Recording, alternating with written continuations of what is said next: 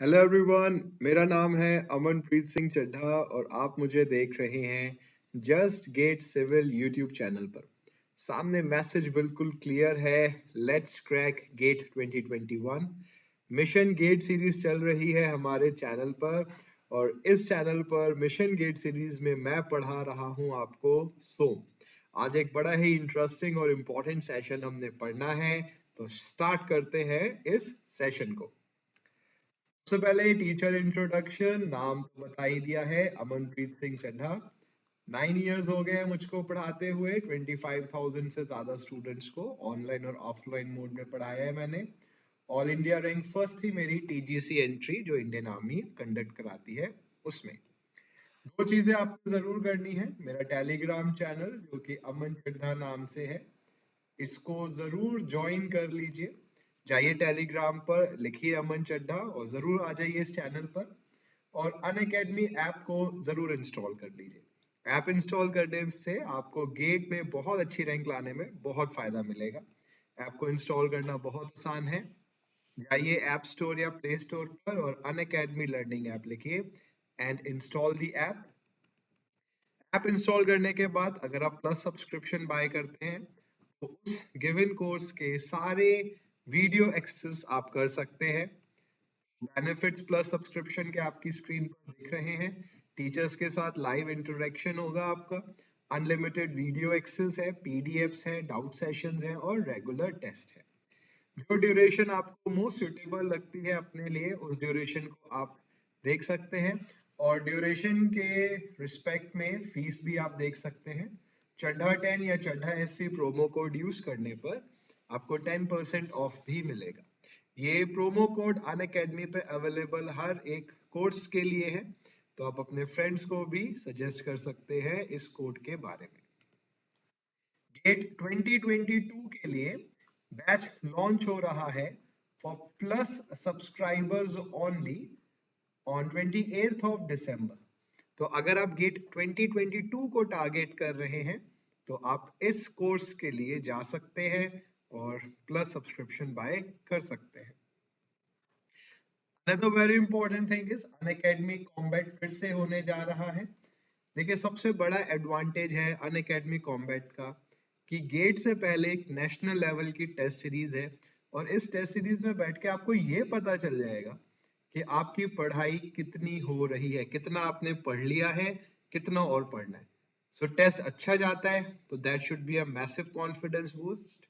खराब जाता है तो आपको ये पता चल जाएगा कि इन टॉपिक्स में और मेहनत की जरूरत है। तो दोनों ही केसेस में फायदा आपका ही होना है। तो दोबारा से चीजों के बारे में तो आपको पता ही है। मेन है कि ये टेस्ट होना कब है। 29 दिसंबर 6 PM को टेस्ट होगा, तो रजिस्टर करा लीजिए आज ही जाकर और जरूर दीजिए टेस्ट को। आप देख सकते हैं जो रैंकर्स होंगे उनको Amazon की तरफ से और अनअकैडमी की तरफ से गिफ्ट्स भी दिए जाएंगे। और मैं कहता हूँ गिफ्ट्स तो सेकेंडरी पार्ट है, प्राइमरी पार्ट है कि आपको एक इवेल्युएशन हो जाएगा कि हाँ भाई इतना पढ़ लिया है, इतना और पढ़ना है। ये फॉर्मेट है, 60 मिनट्स है, 15 क्वेश्चंस हैं, 4 कॉम्बैट्स हैं और 3 कोहर्ट्स हैं। जाइए आज ही अनअकैडमी ऐप पर और एनरोल कर लीजिए खुद को। और आप कोड यूज कर सकते हैं। For instance you can use the code Chadha 10 और चड्ढा एससी, तो आप जा सकते हैं कॉम्बैट टेस्ट के लिए। ये आज का हमारा सेशन है टॉर्सन और कॉलम्स पे। तो पहले हम पढ़ेंगे टॉर्सन और फिर हम पढ़ेंगे कॉलम्स। देखिए, इन दो टॉपिक्स के बारे में बहुत अच्छी चीज ये है कि रिलेटिवली इजी है और इनके जो क्वेश्चंस आते हैं किसी भी एग्जाम्स में उनका लेवल भी आसान होता है। तो ये टॉपिक बहुत मदद करेगा आपको ज्यादा मार्क्स स्कोर करने में। तो थोड़ी सी भी मेहनत अगर आपने इन टॉपिक्स में कर ली तो आपको बहुत फायदा मिलेगा। अब क्वेश्चन आता है कि टॉर्सन होता क्या है।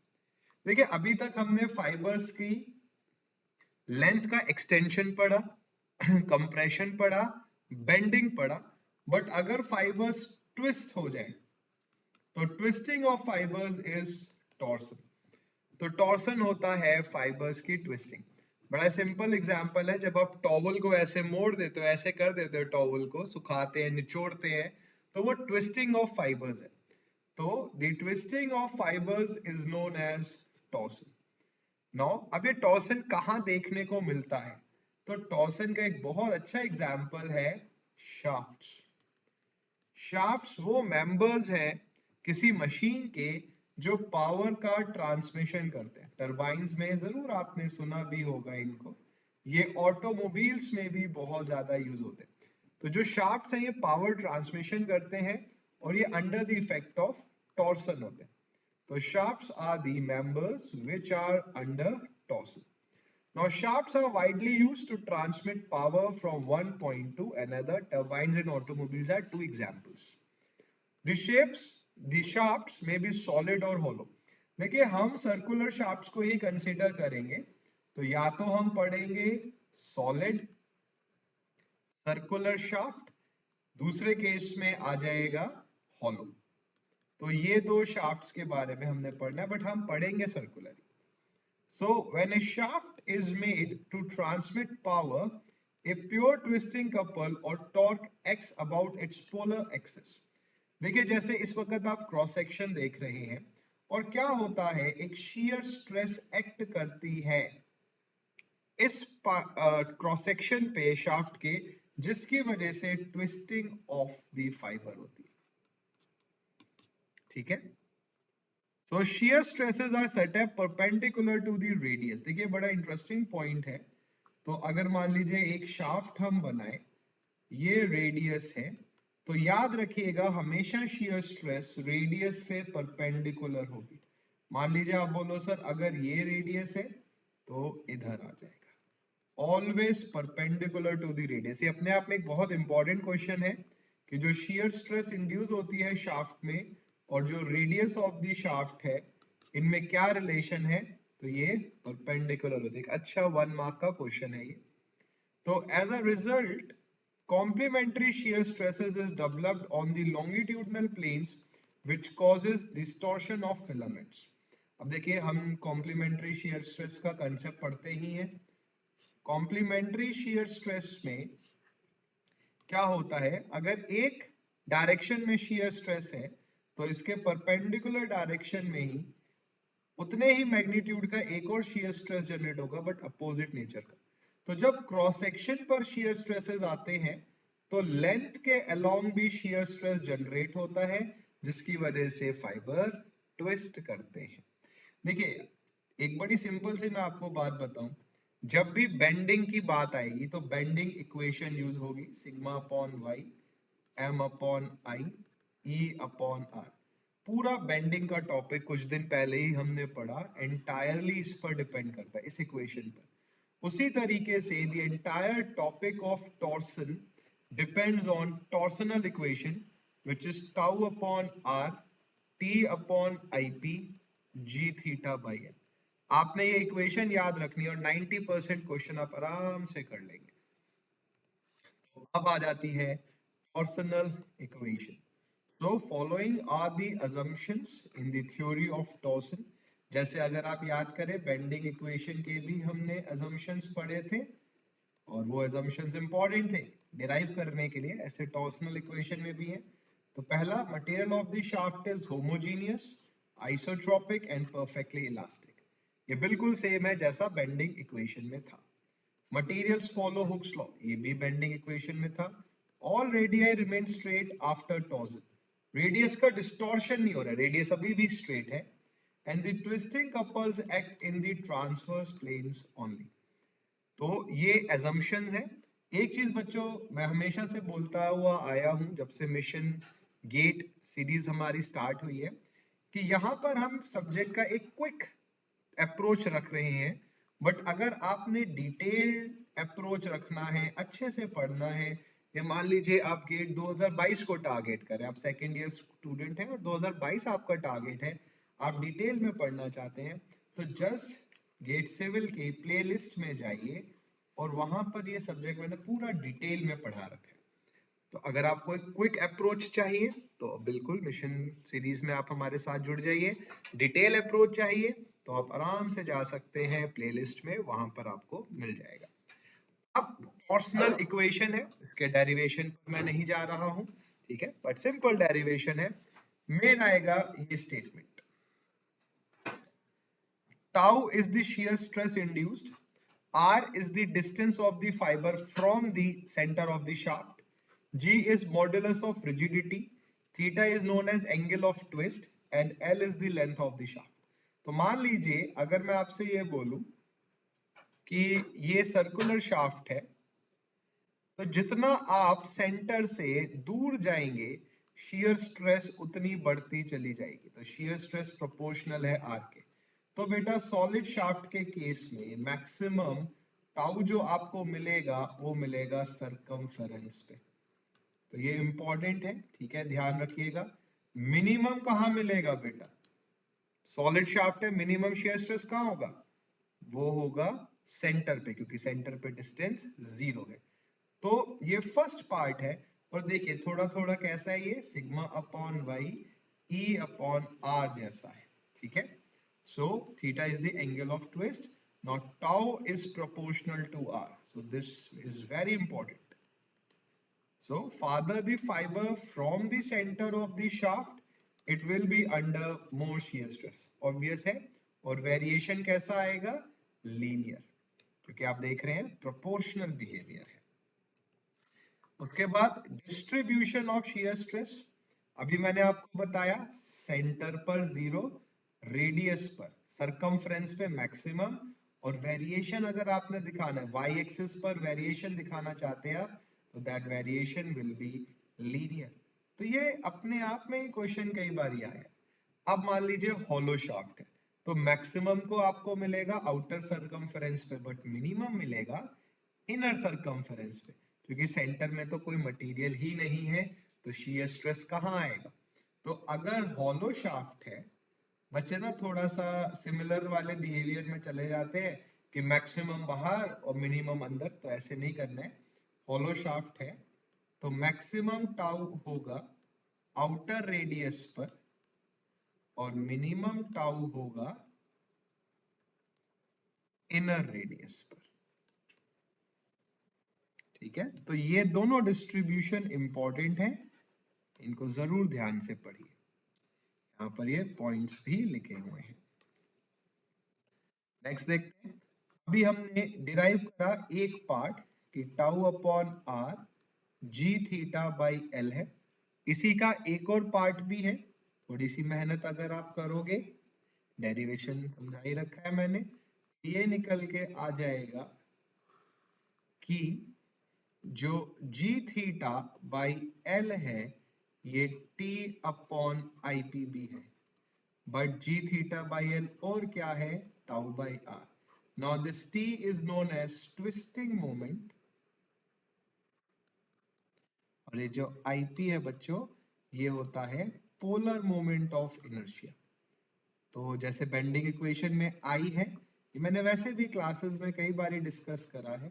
पोलर मोमेंट का मतलब होता है जो एक्स एक्स और वाई वाई दोनों से परपेंडिकुलर हो, मतलब आई जेड की बात हो रही है, तो I Z is I P. और बेटा थ्योरम ऑफ परपेंडिकुलर एक्सिस लगाए तो आई जेड होगा आई एक्स प्लस आई वाई। आई एक्स क्या होगा? पाई डी 4/64, सर्कल की बात कर रहे हैं, सॉलिड मान लीजिए, पाई डी 4/64। तो आई जेड जो कि आई पी के इक्वल है, ये होगा पाई D 4/32, where d is the diameter of the solid shaft। यही मान लीजिए अगर हॉलो शाफ्ट है तो पाई/32, पाई आउटर डाया, पाई नहीं आएगा, पाई हमने बाहर लिख ही दिया है,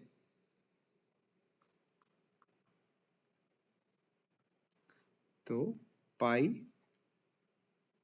d4 माइनस, दोबारा ही लिख देता हूं मैं। तो हॉलो शाफ्ट के लिए आईपी आएगा पाई/32 d4 minus d4, outer diameter inner diameter, ठीक है, ध्यान रखिएगा जरूर। तो ये टॉर्सनल इक्वेशन आ गई। टॉर्सन का हर क्वेश्चन इसी टॉपिक से होना है, इसी एक फॉर्मूले से। अब एक टर्म आती है टॉर्सनल रिजिडिटी, जिसको कि जीआईपी बोलते हैं। आपने बेंडिंग में एक इक्वेशन या एक टर्म पढ़ी थी, फ्लेक्सुरल रिजिडिटी। फ्लेक्सुरल रिजिडिटी क्या था? EI। What does it do? It resists bending. उसी तरीके से देखिए, अगर आपने बेंडिंग को अच्छे से पढ़ा है तो टॉर्सन समझ आ जाएगा। तो फ्लेक्सुरल रिजिडिटी बेंडिंग को रेजिस्ट करती है और टॉर्सनल रिजिडिटी रेजिस्ट करेगी ट्विस्टिंग को। ठीक है, so it is the ability of a shaft to resist twisting of fibres, that is ability to resist torsion. तो जितना आप G बढ़ाओ मतलब मॉड्यूलस ऑफ रिजिडिटी बढ़ा दो, या IP बढ़ाओ मतलब डायमीटर बढ़ा दो, तो शाफ्ट की टॉर्सन को सहने की एबिलिटी बढ़ जाएगी।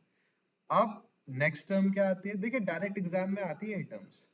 Polar section modulus.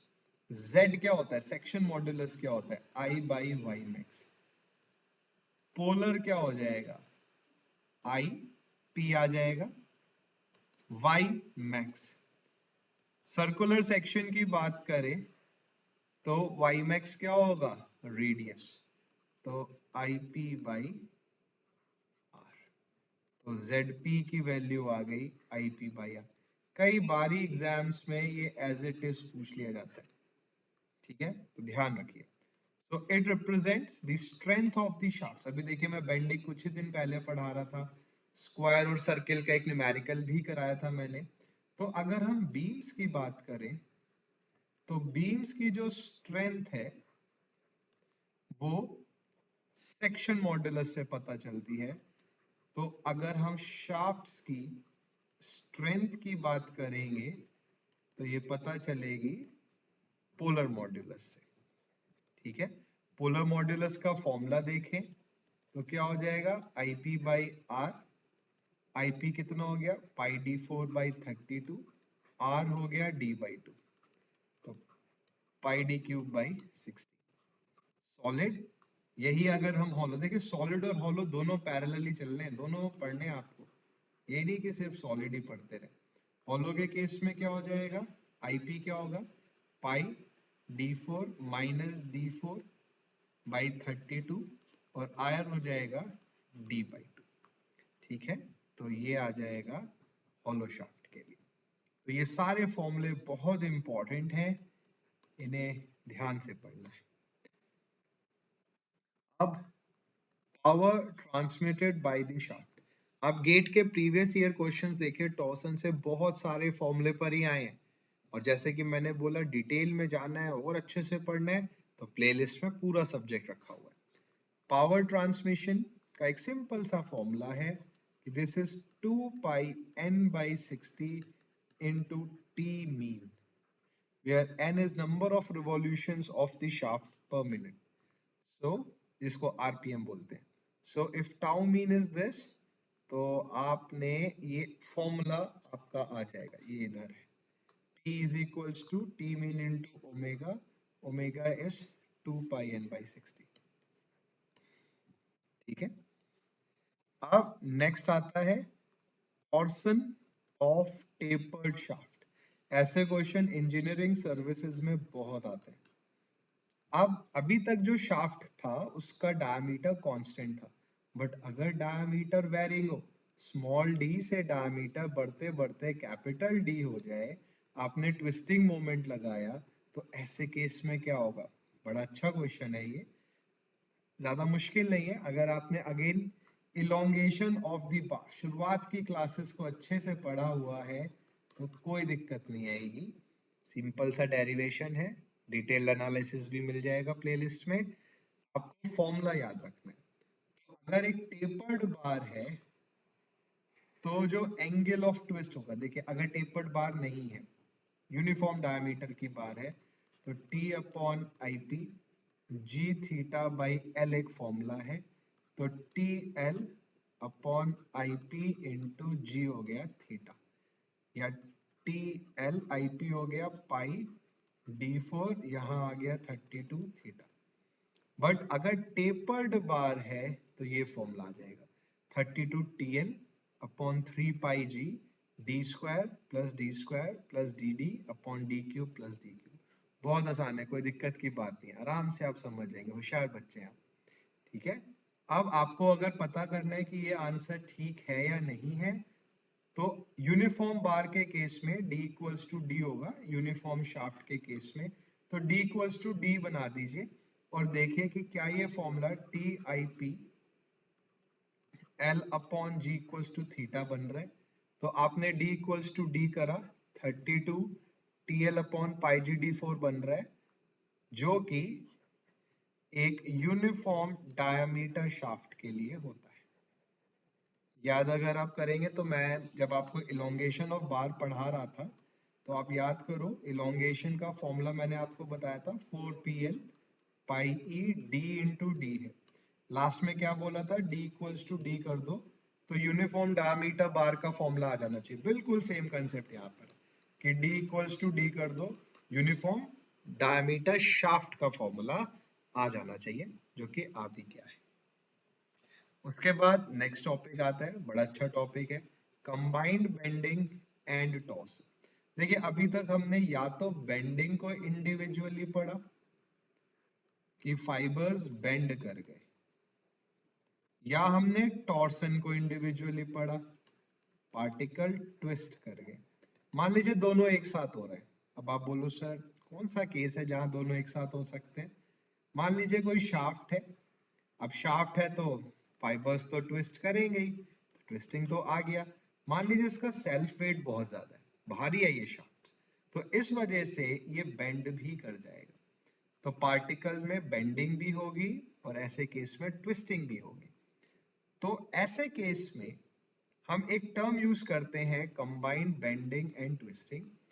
यहाँ एक टर्म आएगी इक्विवेलेंट बेंडिंग मोमेंट और एक टर्म आएगी equivalent torque. Equivalent bending moment उतना इफेक्ट या उतना बेंडिंग स्ट्रेस अकेले प्रोड्यूस करेगी जितना बेंडिंग और टॉर्सन मिला के कर रहे हैं। तो अगर मैं आपसे बोलूं कि इक्विवेलेंट बेंडिंग मोमेंट का फॉर्मूला बताइए, तो आप देख रहे हैं कि ME की वैल्यू का एक फॉर्मूला आया, ME is M plus M square plus T square by 2। ME का मतलब है कि ये अकेले उतना मैक्सिमम बेंडिंग स्ट्रेस प्रोड्यूस कर रहा है, उतना मैक्सिमम नॉर्मल स्ट्रेस प्रोड्यूस कर रहा है जितना M और T मिलकर कर रहे थे। ये अकेला उतना कर रहा है। इक्विवेलेंट का मतलब यही होता है ना बेटा, इसका अकेले का इफेक्ट इतना है जितना दो मिला के कर रहे हैं।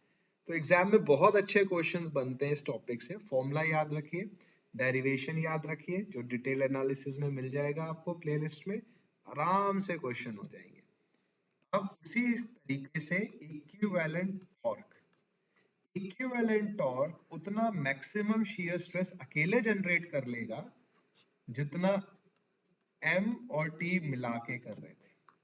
तो equivalent torque produces the same maximum shear stress as produced by these two combined।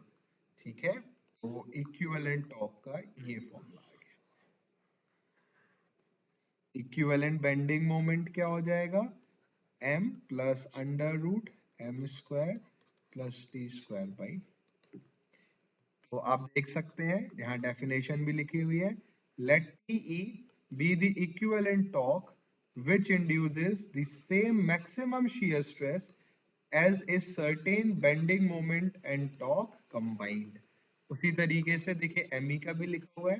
Now let's say ME is the equivalent bending moment, that is the bending moment which produces the same maximum normal stress that a certain bending moment and torque produced combined। तो ME अकेला उतना maximum normal stress produce कर रहा है जितना M और T मिलके करते, और TE इक्विवेलेंट टॉर्क उतना अकेला मैक्सिमम शियर स्ट्रेस प्रोड्यूस कर रहा है जितना M और T मिलाकर करते। ठीक है। अब ये देखिए बहुत इंपॉर्टेंट है, shaft in series and parallel. देखिए जैसे रेजिस्टेंस को हम स्कूल टाइम में पढ़ते थे, ऐसे शाफ्ट्स को भी हम सीरीज या पैरेलल में लगा सकते हैं। तो मान लीजिए शाफ्ट्स अगर सीरीज में है, सिंपल सी फिगर है, ये एक शाफ्ट है, इसके बाद एक और शाफ्ट लगा दी। बहुत लंबा शाफ्ट ना बना के हमने दो शाफ्ट बना दिए, सेल्फ वेट भी कम हो गया इससे। तो ये जो दो शाफ्ट्स आप देख रहे हैं, ये सीरीज कनेक्शन है। और सीरीज में क्या होगा बेटा, so if two shafts are in series then इनमें टॉर्क सेम लगेगी, दोनों पर सेम टॉर्क होगा, बट जो इनके एंगुलर ऑफ या एंगल ऑफ ट्विस्ट होंगे वो ऐड हो जाएंगे। तो ये बात याद रखिए, so whenever two shafts are in series, इनमें सेम टॉर्क जनरेट होगा और total angle of twist individual के इक्वल हो जाएगा। अब अगर शाफ्ट्स पैरेलल में है, पैरेलल का एक बड़ा सिंपल सा केस हम ऐसे दिखा सकते हैं, जब दोनों एंड फिक्स्ड हो। तो अगर आपको किसी शाफ्ट के दोनों एंड फिक्स दिख रहे हैं, या मान लीजिए एक शाफ्ट ये है, फिर दूसरा शाफ्ट ये लगा हुआ है और एंड फिक्स्ड है, तो हम बोलेंगे कि अब शाफ्ट्स पैरेलल में है। पर ऐसे केस में दोनों का एंगल ऑफ ट्विस्ट, ये शाफ्ट 1 है, ये शाफ्ट 2 है, तो दोनों का एंगल ऑफ ट्विस्ट सेम होगा, बट जो टॉर्क है वो एड अप हो जाएगा। तो θ1 is equals to θ2, but t is equals to t1 plus t2। तो ये दो कंडीशन है, एक ये और एक ये, इनको ध्यान से पढ़िए। न्यूमेरिकल अगर आप करना चाहते हैं तो जाइए प्लेलिस्ट में, टॉर्सन पे पूरा अच्छे से डिटेल में दिखा रखा है, हर लेक्चर नंबर, लेक्चर का पार्ट सब अच्छे से मेंशन है। एक मतलब 10 सेकंड नहीं लगेंगे आपको कुछ भी ढूंढने में। न्यूमेरिकल्स वहां पे गेट, ईएससी, सिविल सर्विसेज सब पे कराए हुए हैं, आराम से देख लीजिए। तो यहाँ पर थ्योरेटिकल सेशन हो गया जल्दी से, वहां पर न्यूमेरिकल्स हो जाएंगे, और यही तो चाहिए गेट रैंक लाने के लिए। अब नेक्स्ट टॉपिक देखते हैं, this is strain energy stored in torsion. तो अगर हम shear स्ट्रेस, देखिए जैसे ऐसे ही एक टॉपिक हमने पहले भी पढ़ा था, किसमें कि अगर हम लोड और इलोंगेशन में एक कर्व बनाए तो स्ट्रेट लाइन हमें मिलती थी, और इस कर्व का जो एरिया था हाफ पी डेल्टा, वो स्ट्रेन एनर्जी था। बिल्कुल इसी तरीके से हमने एक कर्व यहाँ भी बनाया, किसमें, ट्विस्टिंग मोमेंट में और थीटा में। So if a twisting moment is applied gradually, leading to an angular twist theta, then strain energy is half t theta। वहां half p डेल्टा था और यहाँ हो जाएगा half t theta। आप देखिए हम ये बात जानते हैं कि tau upon R, T upon I P, G theta by L के इक्वल होता है। तो एक बारी t की वैल्यू रख दीजिए टाउ अपॉन आई पी, अगर टाउ मैक्स है तो कहाँ मिलेगा, आउटर पे, बिल्कुल, तो आर रख दीजिए कैपिटल, और फिर एक बार यहां से निकालिए थीटा की वैल्यू कितनी हो जाएगी, tau max L upon R G. तो अगर आप ध्यान से देखें तो बस टी और थीटा की ये दो वैल्यूज हैं, इनको रख दीजिए, स्ट्रेन एनर्जी का ये फॉर्मूला आ जाएगा, tau square max upon 4g into volume of the shaft. ठीक है, बहुत इंपॉर्टेंट है, but this is the mean strain energy, mean है। तो मैक्सिमम की बात करें तो सेंटर पर 0 थी, ठीक है, मैक्सिमम मिलेगी आउटर सरफेस पर, और ये मीन है। तो tau square by 4g is 0 plus maximum, चूंकि लीनियर वेरिएशन हम बोल रहे हैं, डिवाइडेड बाई 2। तो मैक्सिमम स्ट्रेन एनर्जी का फॉर्मूला होगा tau square by 2g into volume. ये मैक्सिमम है और ये मीन है। तो जब आप न्यूमेरिकल अप्रोच रखें तो जरूर ध्यान से क्वेश्चन पढ़िए कि मैक्सिमम स्ट्रेन एनर्जी पूछा गया है या मिनिमम स्ट्रेन एनर्जी पूछा गया, ठीक है, तभी फायदा होगा। एक चीज मैं आपको बिल्कुल क्लियरली बोल रहा हूं इनमें कि आपको इस इक्वेशन के बारे में पता होना चाहिए बस, T upon I P tau upon R G theta by L. सारे क्वेश्चंस आप कर लोगे। क्वेश्चन की प्रैक्टिस के लिए जाइए आप प्लेलिस्ट में हमारे चैनल की टॉर्सन पर ही आपको न्यूमेरिकल्स दिख जाएंगे। इससे रिलेटेड न्यूमेरिकल्स मैं अपने टेलीग्राम ग्रुप में भी डालूंगा, तो वहां पर भी आपको क्वेश्चंस मिल जाएंगे। तो plethora of questions are there, आप पर डिपेंड करता है आप कितने करना चाहते हो, ठीक है। अगर हॉलो शाफ्ट है तो स्ट्रेन एनर्जी का फॉर्मूला ये आ जाएगा। तो मान लीजिए अगर फॉर्मूला हमें चेक करना है, तो मान लीजिए सॉलिड शाफ्ट होता है तो इंटरनल डायमीटर जीरो होता, कोई इंटरनल डायमीटर होता ही नहीं, डी स्क्वायर से ये तो डी जीरो, डी स्क्वायर से डी स्क्वायर कट गया और सॉलिड शाफ्ट का फॉर्मूला बन गया। तो टॉर्सन से रिलेटेड जो टॉपिक हैं, जो न्यूमेरिकल्स हैं, वो आसान है, पढ़िए अच्छे से इस टॉपिक को, बहुत फायदा मिलेगा। पानी पी लें थोड़ा सा।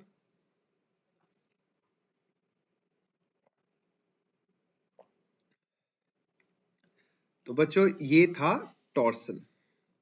नेक्स्ट टॉपिक आता है कॉलम्स एंड स्ट्रट्स। भाई हम सिविल इंजीनियर्स के लिए column one of the most important structural element है, और आज इस कॉलम से रिलेटेड कुछ बड़ी अच्छी चीजें पढ़ते हैं। सबसे पहले स्ट्रट क्या होता है, देखिए, every square is a rectangle but every rectangle is not a square. अब आप सोचोगे कि सर स्क्वायर रेक्टेंगल में क्यों चले गए, because every strut is a column but every column is, oh sorry, every column is a strut but every strut is not a column. strut क्या होता है, ये axially loaded compressive members होते हैं जो कि किसी भी डायरेक्शन में अलाइंड हो सकते हैं। ये हॉरिजॉन्टल हो सकते हैं, इंक्लाइंड हो सकते हैं और वर्टिकल हो सकते हैं। जब एक स्ट्रट वर्टिकल हो जाता है तब इसको नाम दिया जाता है कॉलम का। तो बच्चों कॉलम स्पेशल केस है स्ट्रट का। तो strut is a structural member oriented in any position direction and is under the effect of compressive loading, ठीक है। स्ट्रट का एक बहुत अच्छा एग्जांपल कॉलम के साथ साथ है ट्रस के मेंबर्स, ठीक है, एक्सियल कंप्रेशन में अगर वो है। Now what is column? So column is a structural member oriented in vertical direction and is under the effect of compressive loading।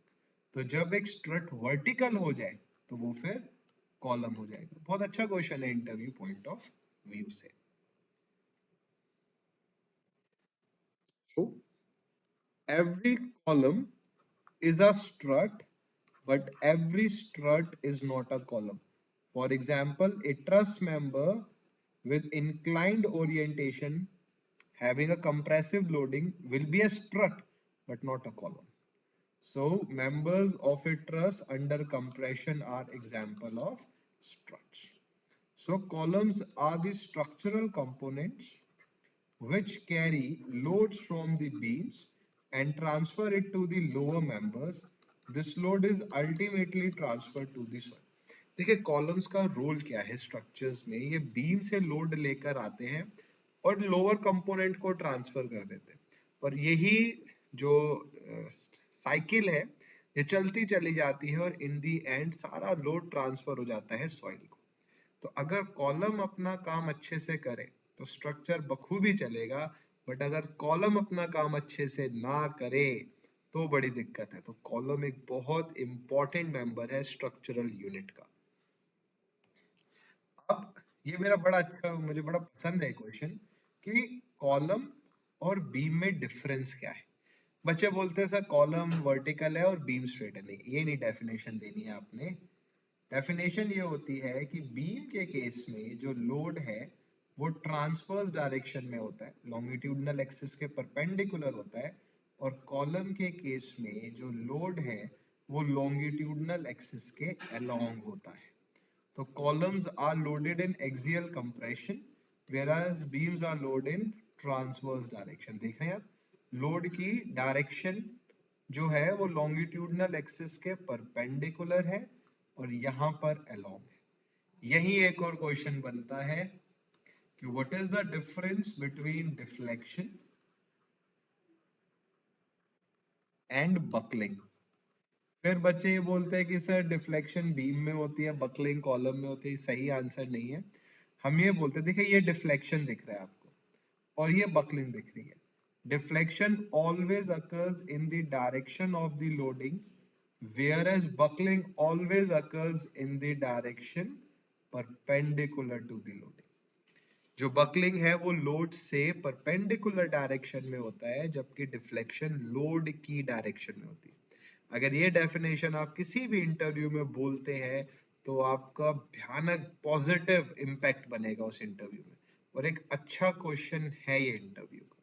ठीक है, so what is the difference between these two terms? Deflection occurs in the direction of the loading whereas buckling occurs in the direction perpendicular to the loading। अब एक term आती है radius of gyration. बहुत सारे बच्चों ने पढ़ा होता है बट उसको एक्सप्लेन नहीं कर पाते। हम ये बात जानते हैं कि जो आई होता है मोमेंट ऑफ इनर्शिया, ये ए के स्क्वायर होता है। ए होता है area of the cross section, के होता है रेडियस ऑफ गायरेशन। तो के हो गया under root I by A. But अगर मैं ये पूछूं कि के का सिग्निफिकेंस क्या है, क्या बताता क्या है ये, तो आप बोलोगे कि सर कॉलम के केस में के बताता है रेजिस्टेंस टू बकलिंग। जितनी ज्यादा के की वैल्यू होगी, बकल करने की टेंडेंसी कॉलम की उतनी कम होगी।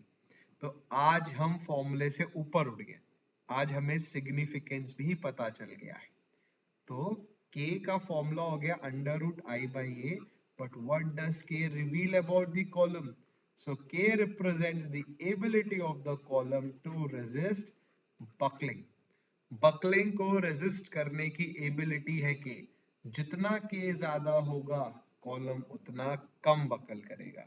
के किस पे डिपेंड करता है? डायमेंशंस ऑफ द सेक्शन पे। डायमेंशन बढ़ाएंगे कम बकलिंग होगी बट कॉस्ट बढ़ जाएगी। So higher the value of K lesser the buckling and vice versa. But K बढ़ाने का मतलब मटेरियल की क्वांटिटी बढ़ाना है, कॉस्ट बढ़ाना है। अच्छा इंजीनियर वो है जो अच्छा काम सस्ते में करके दे। So with respect to load, there are two transverse directions. So in which direction buckling would occur more? जैसे मान लीजिए आपके घर के सामने एक, या आपके घर में कोई कॉलम है। मैंने आपको बोला कि लोड लगने पर जो परपेंडिकुलर डायरेक्शन में जो चेंज आता है वो बकलिंग है। अब मान लीजिए ये कॉलम है, मैं बोल रहा हूँ ये बकलिंग है, तो बकलिंग तो ये भी हो सकती है क्योंकि ये भी लोड के परपेंडिकुलर है। तो किस डायरेक्शन में बकलिंग होगी? जैसे यहां पर अगर मैं लोड लगाऊं तो बकल कॉलम ऐसे भी कर सकता है और बकल इस तरीके से। ठीक है, पर जो हमारा पेपर है, मोबाइल फोन है, उसके परपेंडिकुलर डायरेक्शन में या नॉर्मल में भी कर सकता है। ये कैसे पता चलेगा किस डायरेक्शन में बकलिंग होगी? ये पता चलेगा के से। जिस डायरेक्शन में या जिस एक्सिस पर के की वैल्यू मिनिमम होगी वहां बकलिंग ज्यादा होगी। तो इसीलिए हम ऐसे सेक्शन यूज करते हैं जहां पर के एक्स एक्सिस पर भी और वाई एक्सिस पर सेम वैल्यू दिखाए, ताकि यूनिफॉर्मिटी बन जाए। कहीं पर ज्यादा बकलिंग कहीं पे कम बकलिंग अच्छी चीज थोड़ी नहीं है। हमें तो चाहिए यूनिफॉर्मिटी। तो यूनिफॉर्मिटी चाहिए तो के की वैल्यू सेम रखिए एक्सिस पर, जो कि पॉसिबल है स्क्वायर और सर्कुलर सेक्शंस में। इसीलिए प्रेफर किया जाता है कॉलम की शेप को सर्कल या स्क्वायर बनाना। तो जैसे कि आप देख रहे हैं, बी डायमेंशन ये है, डी डायमेंशन ये है, यहाँ इसका प्लान है। तो जिस एक्सिस पे x x, let's say this is x x and this is y y, तो जिस एक्सिस पर k की वैल्यू मिनिमम होगी वहां ज्यादा बकलिंग होगी। तो direction where the value of k is higher will undergo lesser buckling and vice versa. Important चीज है, बच्चे ध्यान नहीं देते, पढ़ते नहीं इन सब चीजों को। तो के एक्स की वैल्यू आ गई d by root 12 I x x के अबाउट, के वाई की वैल्यू आ गई b बाई रूट 12। अब मान लीजिए d की वैल्यू b से ज्यादा है, तो k की वैल्यू, के एक्स की वैल्यू के वाई से ज्यादा हो गई, तो ज्यादा बकलिंग होगी के वाई के about and so on. So let's say के वाई इज ग्रेटर देन के एक्स, तो हमने बोला के वाई की वैल्यू के एक्स से ज्यादा है, then buckling occurs in x direction. Best way to understand this is by ruler. Ruler के हेल्प से बहुत अच्छे से समझ आ सकता है। जाइए अभी जस्ट गेट चैनल की इस प्लेलिस्ट में पूरा एक रूलर, रूलर मतलब स्केल की हेल्प से ये समझाया है मैंने, ऐसा समझ आ जाएगा, कभी नहीं भूलेंगे। अब एक टर्म आती है स्लेंडरनेस रेशियो, जिसको बोलते हैं लैम्डा। ये लैम्डा हेल्प करता है कॉलम को क्लासिफाई करने में कि ये कॉलम शॉर्ट है या लॉन्ग है। लॉन्ग कॉलम फेल करेंगे बकलिंग में, शॉर्ट कॉलम फेल करेंगे क्रशिंग में। तो इस लैम्डा का फॉर्मूला क्या है? This is effective length of the column divided by least radius of gyration. Least radius of gyration is k minimum, numerator is L effective. Now the question arises that what is L effective? L effective is the actual length of the column that buckles. वो length column की जो buckle हो रही है, बाकी length से कोई मतलब नहीं। कॉलम 6 मीटर का है बट 1 मीटर लेंथ बकल हो रही है, तो वही जरूरी है हमारे लिए। तो स्लेंडरनेस रेशियो हो गया effective length upon K minimum. K minimum क्या होगा? Under root I minimum by A, and L effective होगा that length of the column which actually buckles, और ये डिपेंड करता है कॉलम के एंड कंडीशंस पर। ठीक है, so now how do we define effective length? Effective length of the column is that length of the column which actually buckles. So the value of effective length depends on the end conditions of the column. अब कुछ end conditions हैं, ये end conditions बेटा you need to remember them. बहुत सारे question एकदम straight forward आते हैं, स्पेशली ESE के प्री में, और गेट में भी जो क्वेश्चंस आते हैं इस टॉपिक के बहुत इजी आते हैं, और जो थोड़े टिपिकल है वो ऑलरेडी मैंने न्यूमेरिकल सीरीज में करा दिए, वहां से जरूर कर लीजिएगा। तो पहली एंड कंडीशन है when both the ends are hinged. Column के दोनों एंड हिंज्ड है, ऐसे केस में entire length of the column undergoes buckling. तो effective length is equal to the L nought. L nought is actual length, जो original length. Hinge को हम ऐसे भी बोल सकते हैं, हिंज पर क्या होता है बेटा? रोटेशन होता है, ट्रांसलेशनल मूवमेंट नहीं होता। तो both the supports allow rotation but resist translational movement. Fixed में क्या होगा? ना रोटेशन ना ट्रांसलेशनल मूवमेंट। तो देखिए when both the ends are fixed, neither support allows rotation nor translational movement। ऐसे केस में जो इफेक्टिव लेंथ होगी वो एक्चुअल लेंथ के हाफ होगी। ये डिफरेंशियल इक्वेशंस को सॉल्व करके आता है, आप ध्यान से पढ़े, आराम से याद आएगा। अब आपके दिमाग में एक बात आ रही होगी कि सर आरसीसी में हमने लैम्डा पढ़ा था, वहां वैल्यूज अलग आ रही थी, वहां तो ये 0.6L होता है, 0.65, और आपने तो 0.50 बोला। देखिए बेटा, आरसीसी के केस में बिल्कुल एग्जैक्ट एक्सपेरिमेंटल एनालिसिस हुआ है और ये मैथमेटिकल है, इसलिए वैल्यूज का फर्क आता है। आरसीसी में जो लैम्डा हम निकालते हैं वो होता है unsupported length upon what value? Least lateral dimension. ये बात याद रखिएगा कि आरसीसी के केस में लैम्डा का फॉर्मूला अलग है और सोम में अलग है। सोम में डिनोमिनेटर में के मिनिमम आता है और सॉरी हाँ के मिनिमम, आरसीसी में लीस्ट लेटरल डायमेंशन आता है। ये बहुत इंपॉर्टेंट है।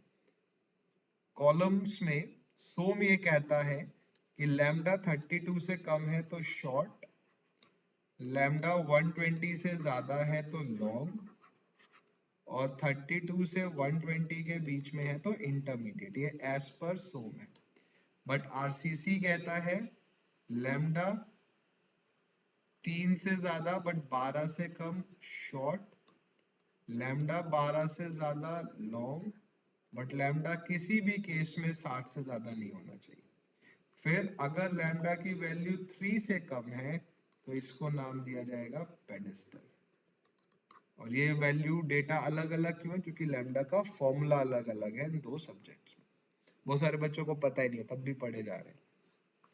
फिर अगर एक एंड हिंज्ड है दूसरा फिक्स्ड है तो इफेक्टिव लेंथ आएगी L0/2। अब आप बोल सकते हो कि सर आरसीसी में है, मतलब हमें कैसे पता चले कि इफेक्टिव लेंथ सोम की लेनी है या आरसीसी की?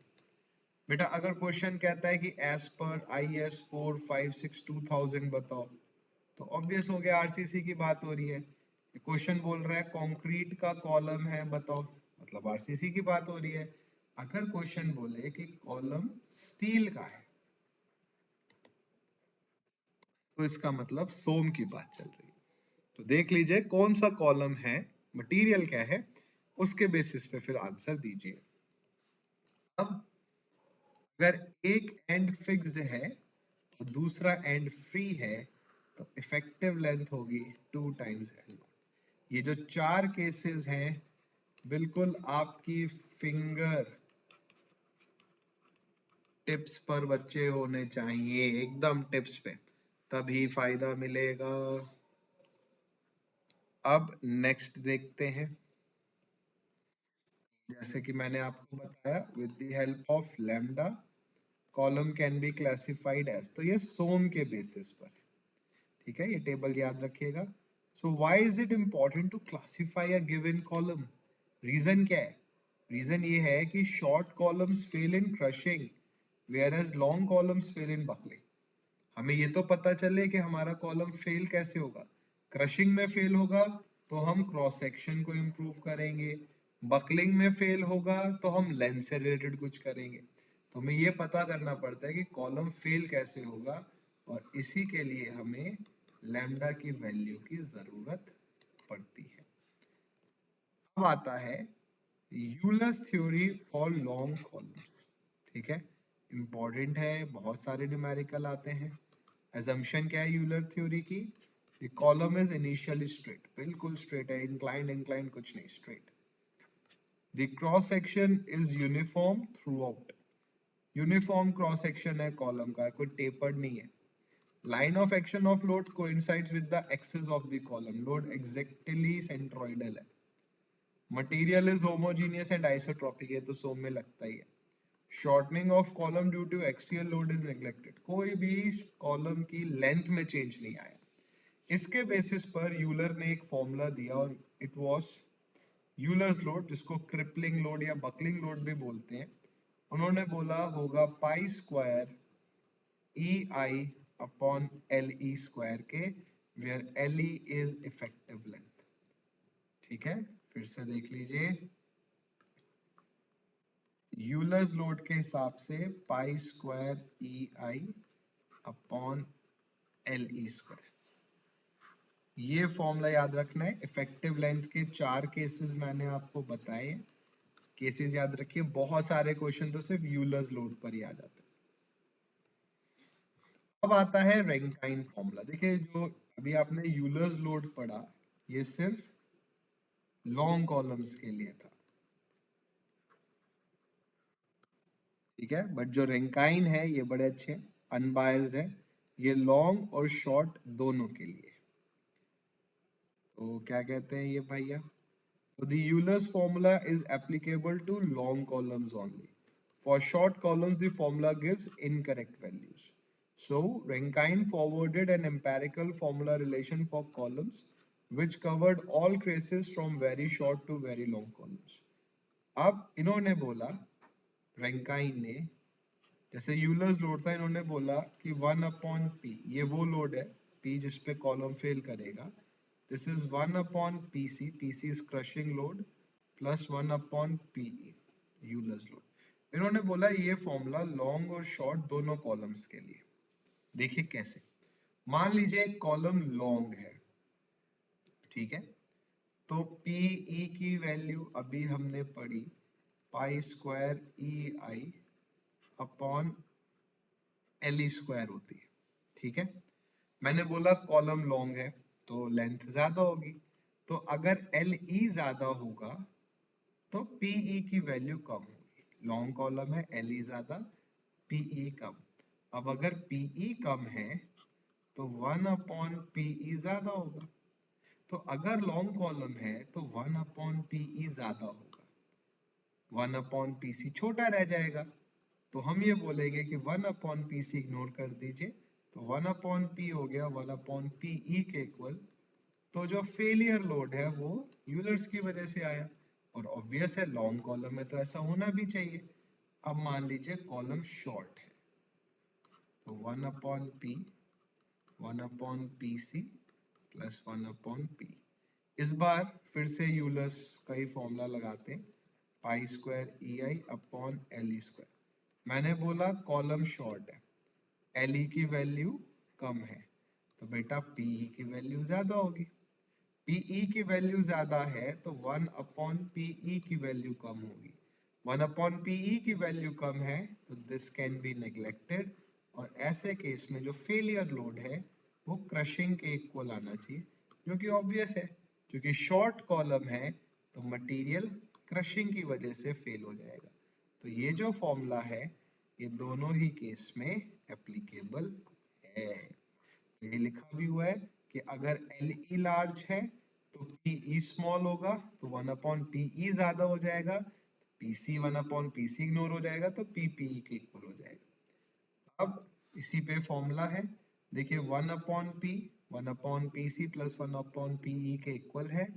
एलसीएम लिया, रेसिप्रोकल कर दिया, तो pe की वैल्यू ये आ गई, pc से डिवाइड कर दिया, या pe से डिवाइडेड बाई pe कर दिया।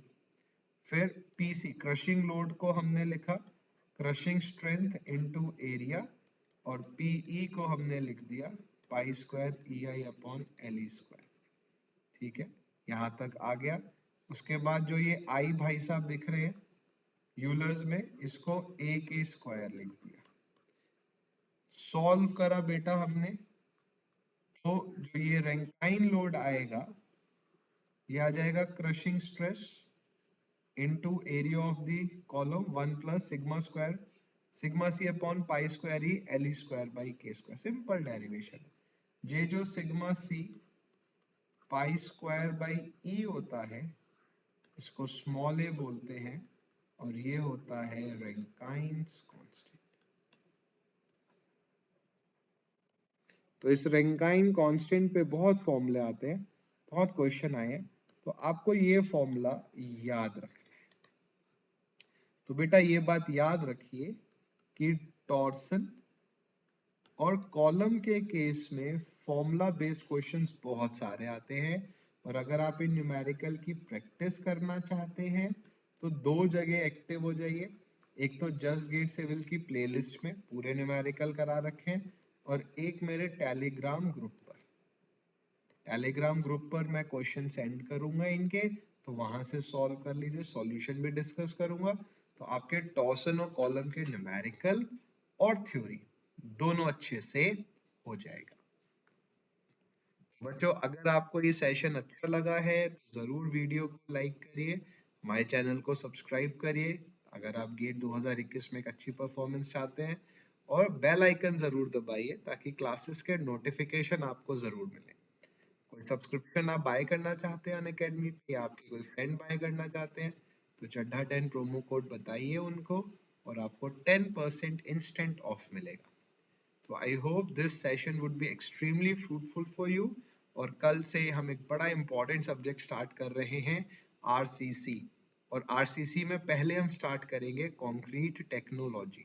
तो ध्यान से बने रहिए, नया सब्जेक्ट है, फ्रेश सब्जेक्ट है। जितना अटेंटिव रहेंगे उतना अच्छा रिजल्ट आएगा। तो बच्चों अब मिलते हैं नेक्स्ट सेशन में, तब तक अपना ध्यान रखिए। Eat well, sleep well, study well. Bye बच्चों, थैंक यू।